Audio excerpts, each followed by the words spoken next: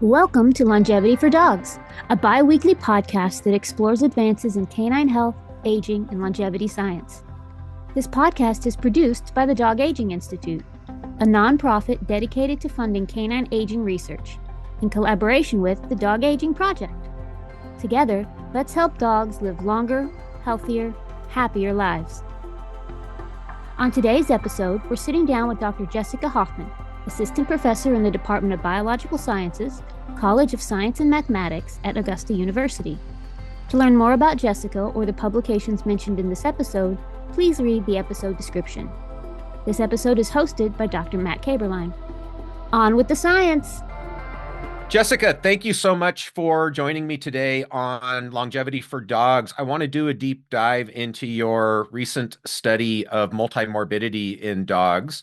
And so to start with, maybe you can just define what is multimorbidity and why should dog owners and veterinarians understand this concept? Yeah, thanks for having me on, Matt. I think multimorbidity is becoming a really important issue in dogs as they age. So generally, when we're talking about multimorbidity, we're just saying an individual dog has more than one chronic condition. So a chronic condition is a disease that you get as oftentimes as you get older, there's not necessarily a cure for, and you're just going to live with it throughout your life.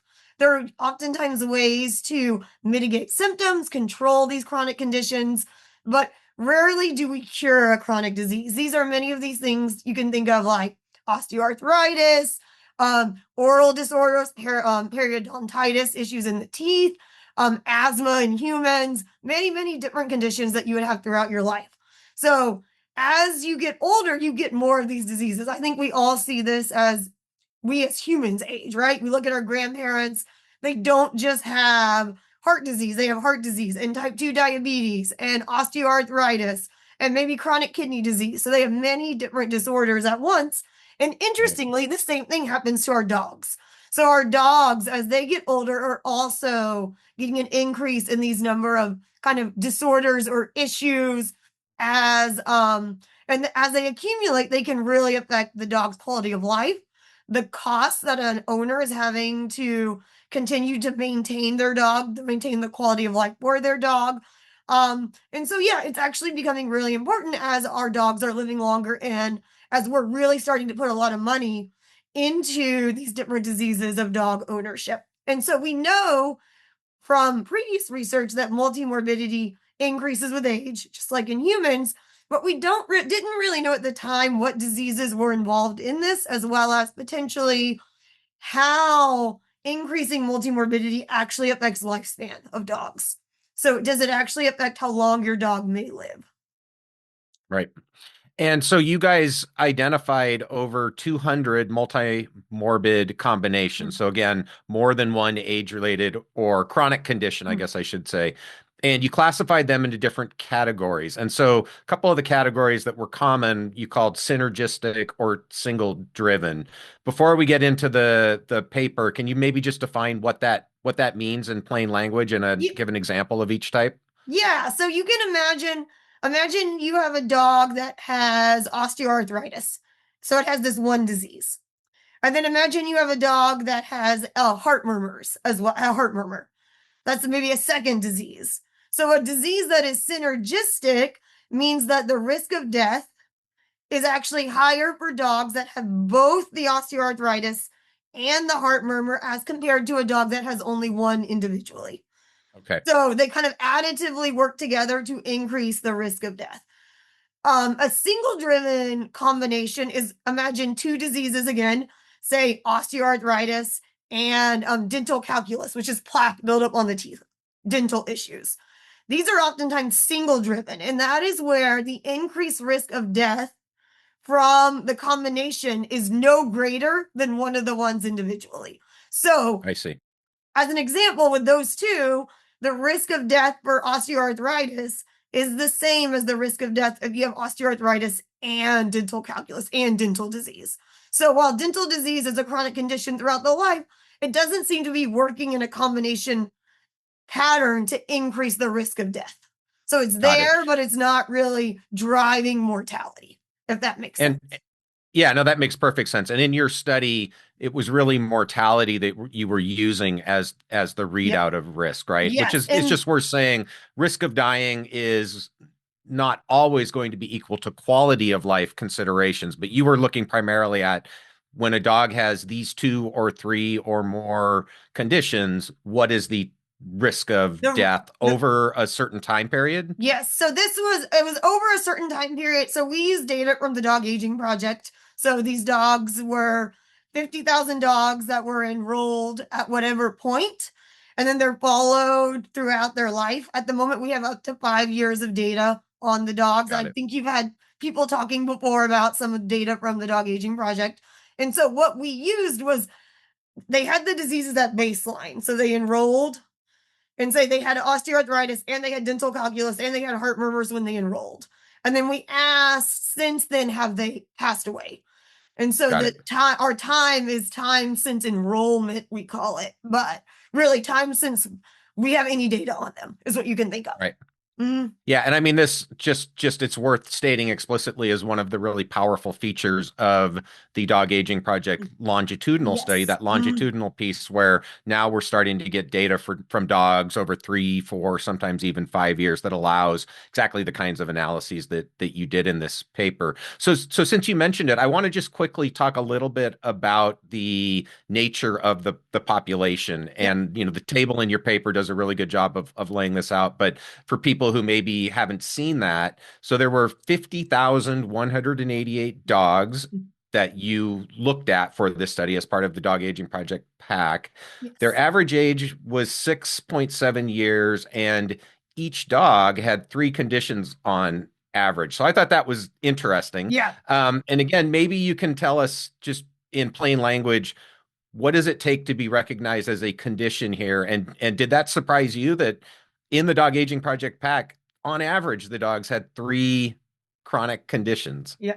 So in this paper, we decided any condition would be any disease an owner put down. So it's not necessarily chronic, although not Hmm. surprisingly, what appears as what matters are the chronic conditions. And so that's all we focused on. But even then, having 3 on average to a degree did surprise me. But I think within the Dog Aging Project, we have owners that are very involved in the care of their dogs. So they know lots of little things that are going on and they mark it down. I should also say it's 3 on average, right? And the range though was about 0 to 20. So the median is shifted a little more on the 1 to 2. I can't remember the exact median number, but you're biased for those dogs that enroll often, usually at a very older age, that have 10, 15 things that their owners marked as disorders. That makes sense. Yeah. One thing that jumps out when you just look at the table was that intact dogs had remarkably lower average number of conditions compared to sterilized dogs, spayed or neutered.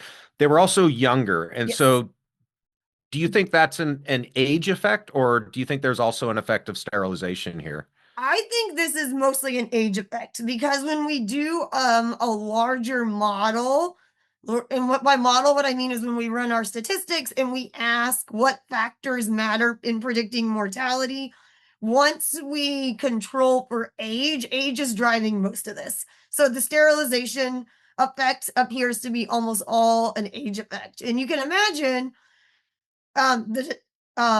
whether a dog is intact or spayed or neutered, once you're spayed or neutered, you can't go back, right? Right. So as they get older, you shift towards more sterilized dogs and you lose your intact population because they may be an older female gets spayed because they're worried about the infection of the uterus or things that older dogs can get if they're intact.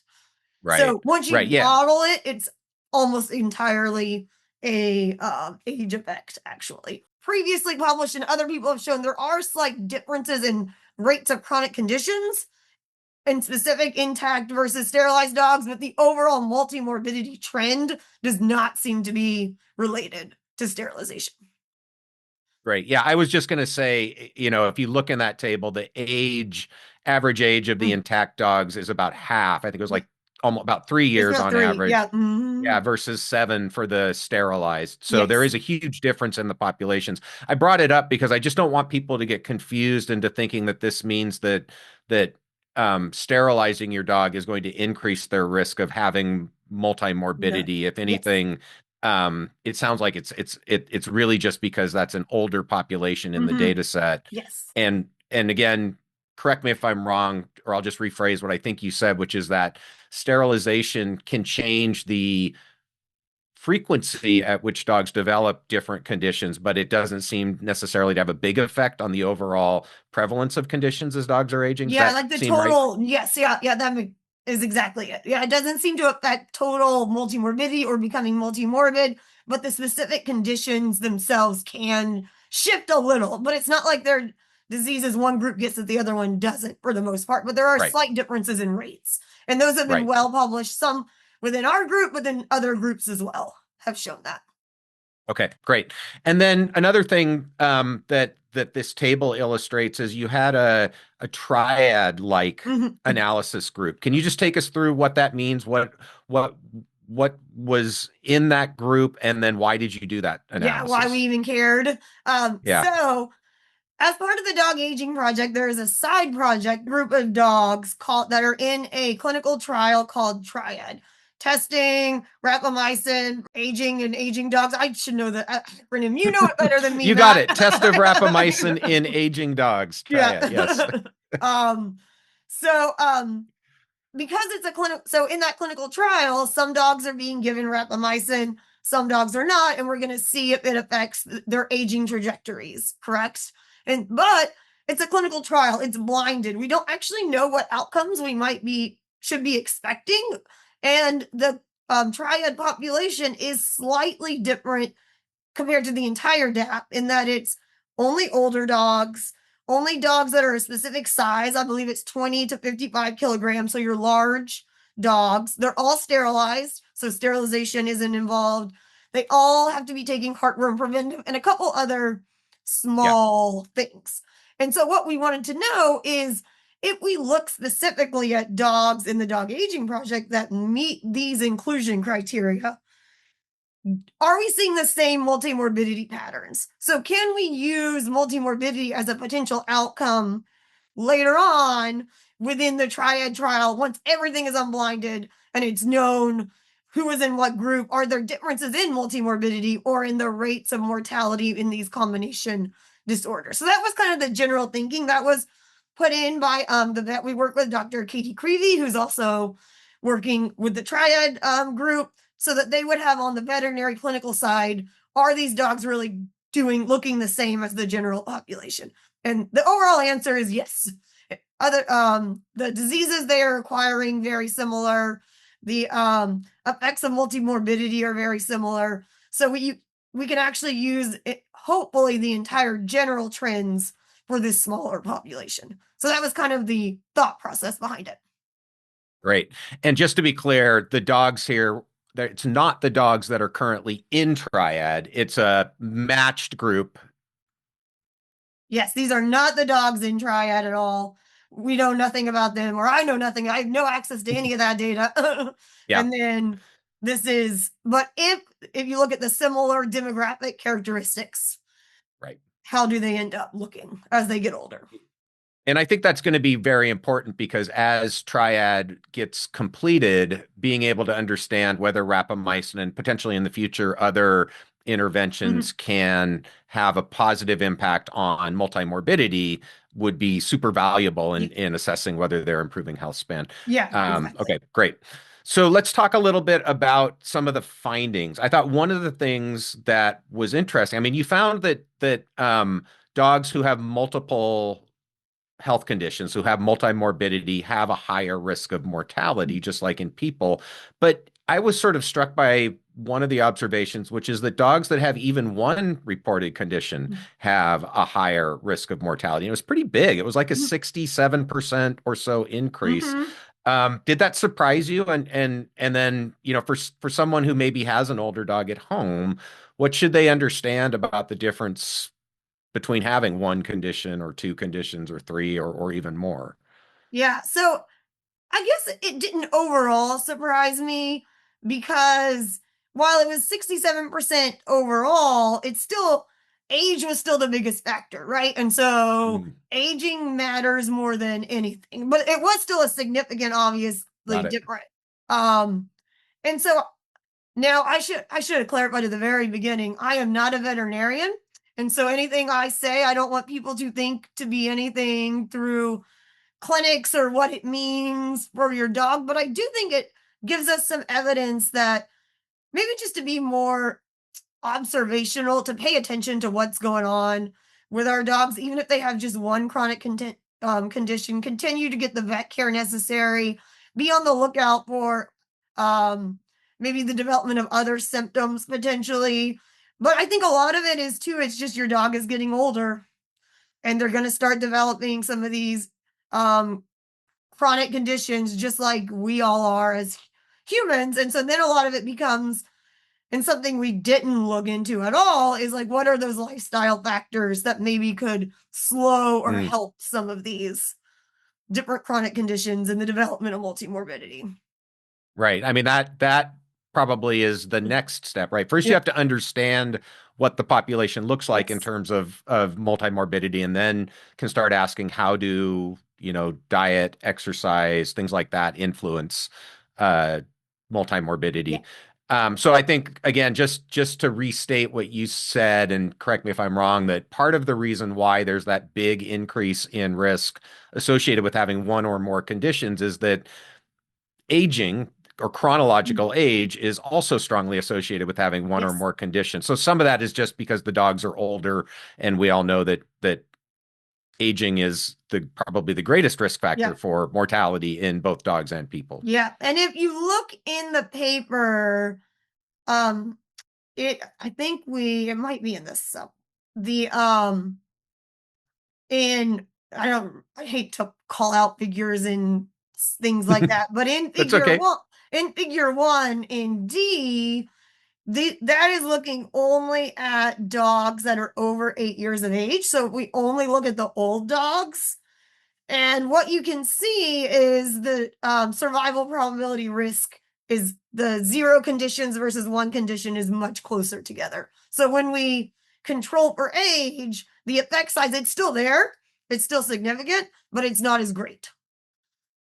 So that's super interesting. So what you're saying, if I understood correctly, is that in younger dogs, the risk associated with having one or more conditions is larger. The risk of dying is larger than it is in older dogs, and that even in a 9-year-old dog that doesn't have one or more age-related conditions, it still has a significantly higher risk of mortality compared to a younger dog. That's how it looks. I don't want to say 100% because we didn't analyze the young dogs only, but yes, it would appear based on our analysis that what's driving it a lot of times might be chronic conditions even in young dogs are really bad.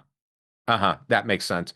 So let's talk about some of the conditions that you guys highlighted. Osteoarthritis comes up over and over and over again, appeared in many of the major multimorbid combinations, and was often characterized as the driver of the mortality risk. What is it about osteoarthritis or joint disease that makes it so central to aging in dogs? And you mentioned it could be a health span marker, and kind of how does that tie in? What do you mean by that? Yeah, so I'll start maybe with the health span part, and then we'll go into a little bit about why OA and why we think it's mattering so much. So as many people might know, within the biology of aging field, which is what I work on, we're not necessarily interested in increasing lifespan, although what we're interested in is increasing healthy lifespan, right? We don't want our dog to live another year, but it can barely move around and can't enjoy the things that it likes, right? We want it to have another year where it's out running, chasing the ball. He's a happy, doing the things he loves. And so within human medicine, determining what a health span or where health span ends is really difficult. It's still difficult in dogs, but something that we do with our dogs is we euthanize our dogs when we determine their quality of life has hit a point that is too low. And we can kind of think of this as potentially a marker of health span. Within this data, over 80% of the dogs were euthanized. So most of the dogs didn't have a natural death. They were euthanized. So they got to a point, their owners decided this dog is not having the quality of life I would like to see, and they decided to euthanize. So osteoarthritis is an interesting one because it's arthritis of the joints, right? You don't die from osteoarthritis, right? It's not a cause of death. Yet it's a huge driver of mortality in dogs. And it's because the osteoarthritis hits a point where the dog can't move well, it can't go upstairs, it has to be carried out to go to the bathroom, that the owner decides to euthanize. And so it's we can think of it almost as a marker of health span, because that osteoarthritis would not have killed the dog if the dog was allowed to progress on. Right. But it was no longer healthy. So it is a marker of a kind of health span. And so it's interesting that osteoarthritis does pop up over and over and over in these. And it seems to really potentially be a driver of euthanasia. Now, we didn't in this paper dive into the owner responses on why they euthanize their dog and such. This is just based on the data of what disorders they have. And we know there's evidence that over 50% of older dogs are going to end up with osteoarthritis or some sort of arthritis as they get older. And there's some estimates are even higher than that. And then, so it might be that osteoarthritis itself might be an indicator of health span. And the mortality from it is we can actually measure health span in dogs, not necessarily just lifespan. Hi, I'm Dr. Katie Creevy, co-founder of the nonprofit Dog Aging Institute, which is bringing you this content. Our podcast is part of the mission to help dogs and people live longer, healthier lives by advancing ethical longevity research. Please join us and support this innovative work at dogaginginstitute.org. Right.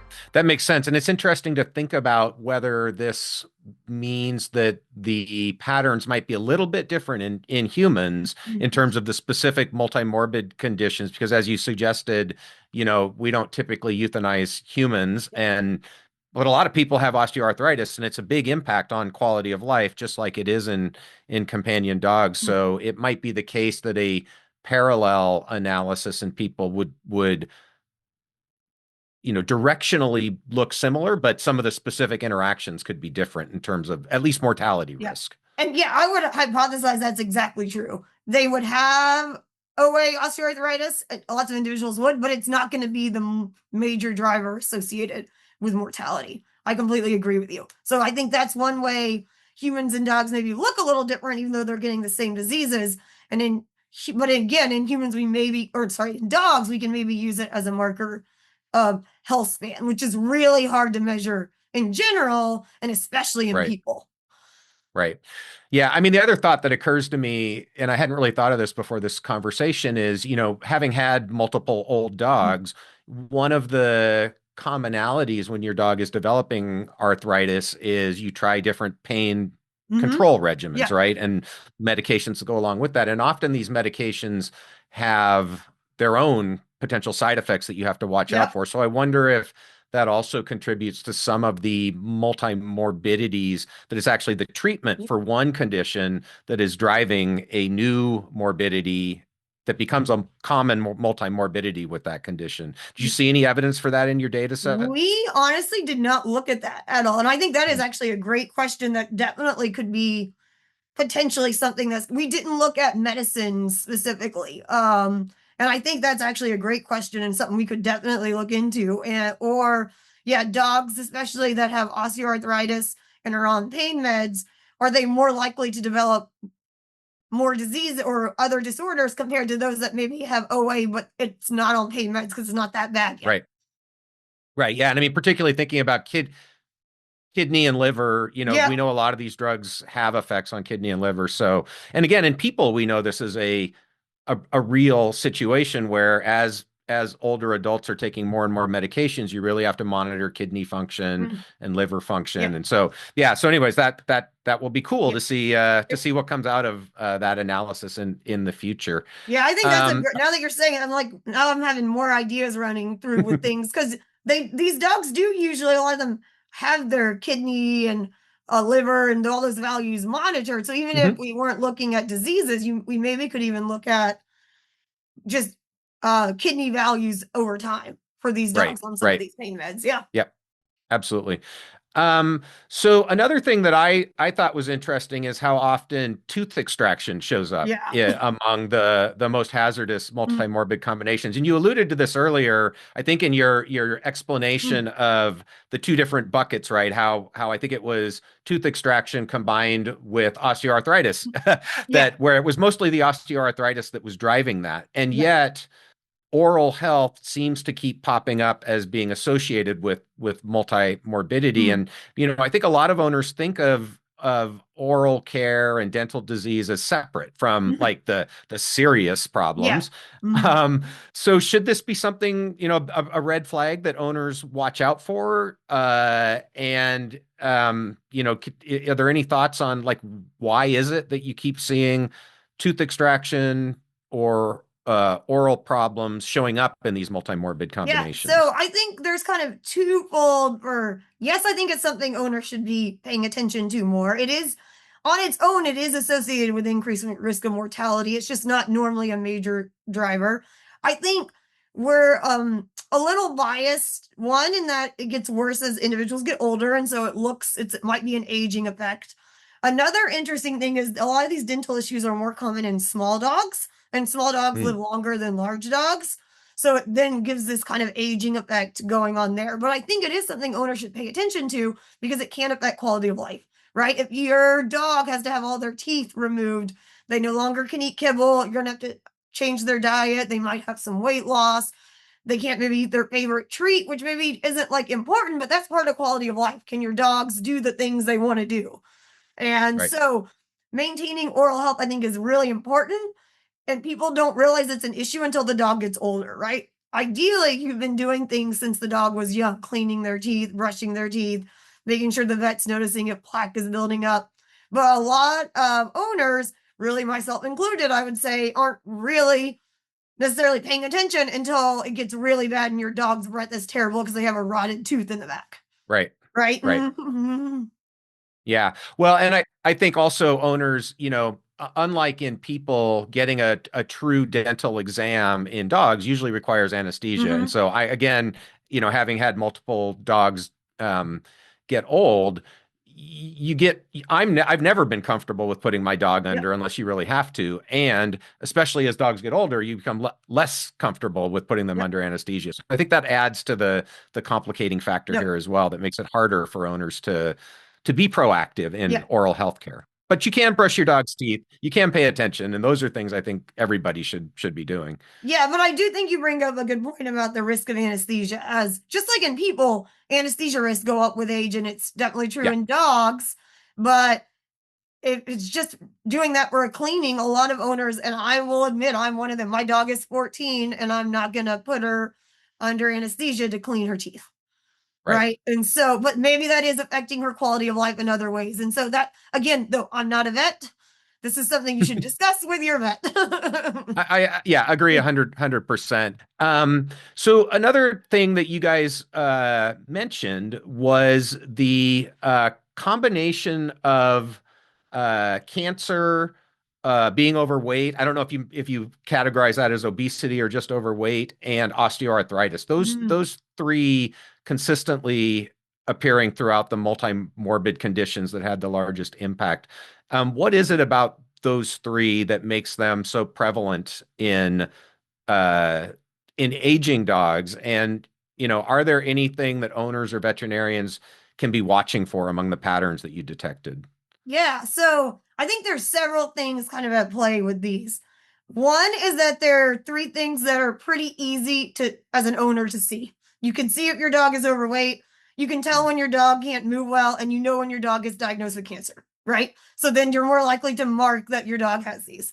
I think, interestingly, obesity is a risk factor for both osteoarthritis and cancer, especially osteoarthritis, but cancer as well in dogs, just like in people. So they're all kind of connected in a way. And I think cancer, we know lots of breeds, especially big dogs, are prone to cancer. So it's just very common in dogs. There is just a lot of cancer across dogs. Similarly, osteoarthritis is very, very common in dogs, and it's being made much worse by an obesity epidemic in dogs. So just like people, over 50% of dogs in the United States are obese, overweight or obese. Our data is probably underestimating the effects because this is owner reporting if their dog is obese or overweight, and owners are less likely, don't always know what an overweight dog is. A lot of owners think a normal weight dog is slightly underweight. And actually there's some evidence in dogs, some vets have recommended that actually mildly underweight, just barely on leaning towards the underweight side, is actually better for dogs as health-wise because of this risk of osteoarthritis development. So I think it's kind of a combination of, it's easy for owners to see that their dog has these, and they're also just very, very common. And they're probably going to continue to get worse unless there's some lifestyle factors that start happening with our dogs. Yeah. Well, hopefully that will happen. So it's a combination of prevalence, just very common. Yeah. And, I think what you said is important, that there's also very likely an interaction, at least in terms of dogs that are obese, are going to be at a higher risk for both osteoarthritis and cancer. Yeah. And then, of course, all of these things have an age-related component as well. So, and the older the dog gets, the stronger that interaction is probably going to be. Yeah, obesity rates increase with age, just like these other diseases. And that maybe people didn't necessarily realize that, because you don't think of obesity as like an age-related disease, but actually it does. It increases in dogs. As they get older, they're more likely to become overweight or obese.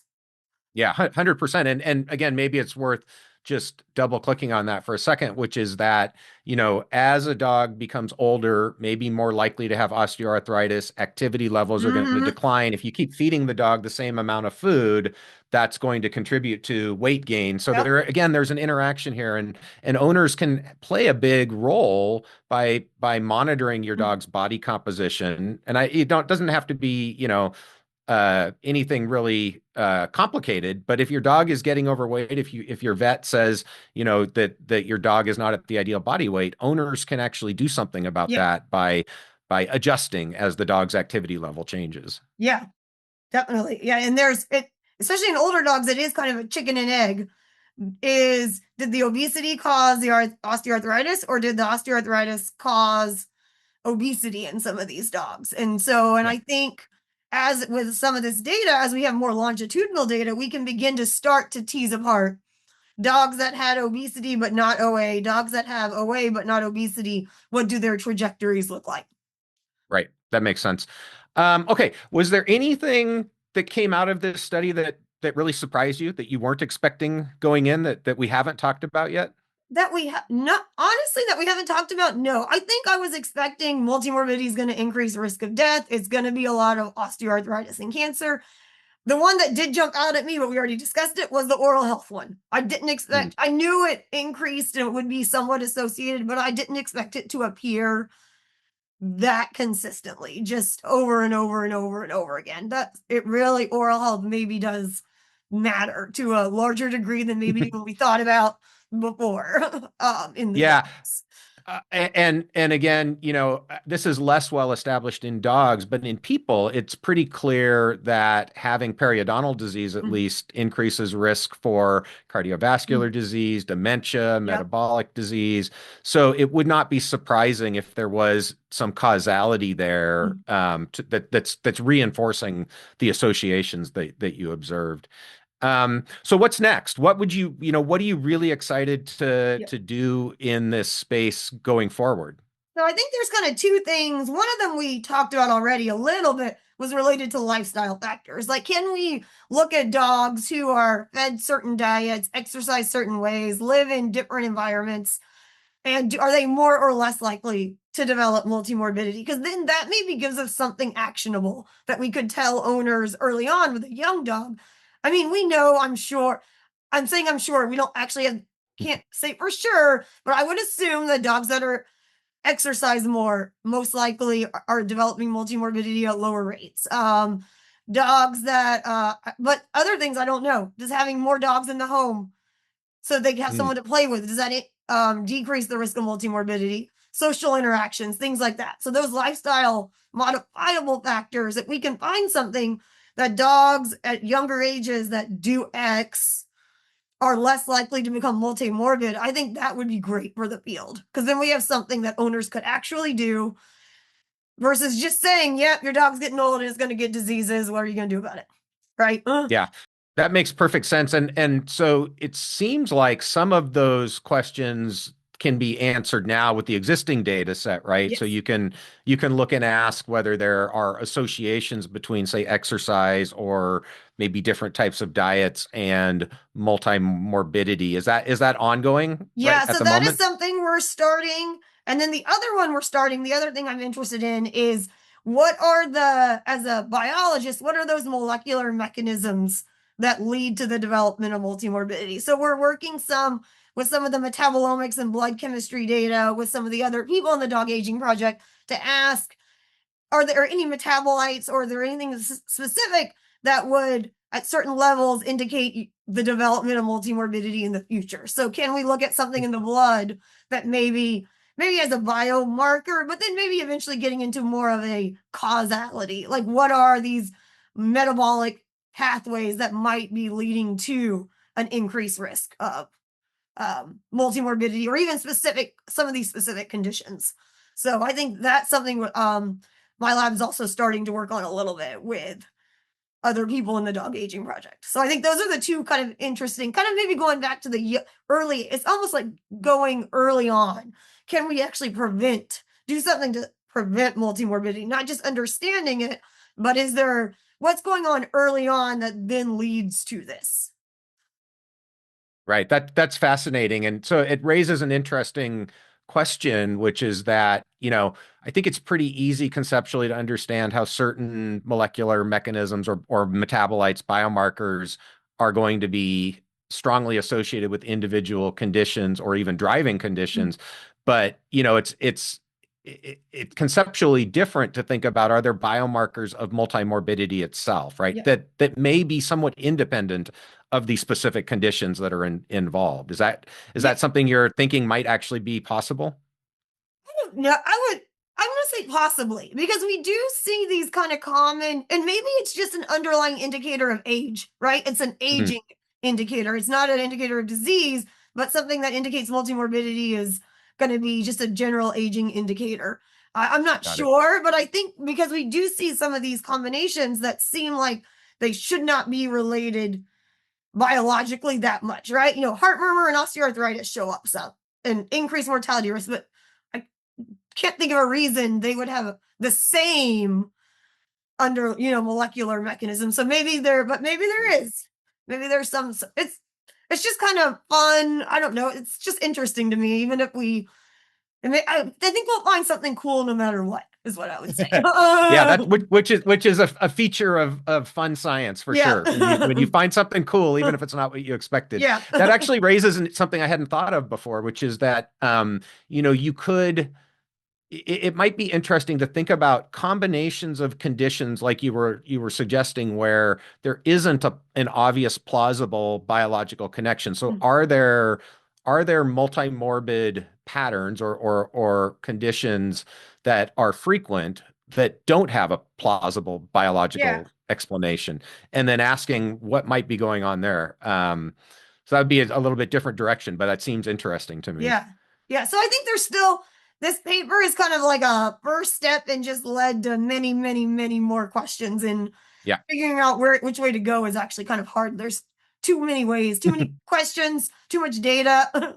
That's a general feature of the Dog Aging Project, I would say, is there are too many questions. I don't think we can have too much data, but there's definitely analyses that our team doesn't have the bandwidth to do. Yeah. And so maybe I'll just make a plug here that the Dog Aging Project is an open science project. Anybody in the academic or nonprofit community can get access to the data that Jessica and her team have been using, and ask your own questions. So if you like data and you like dogs, check it out, Dog Aging Project website. And it's a really easy process to get access to the data.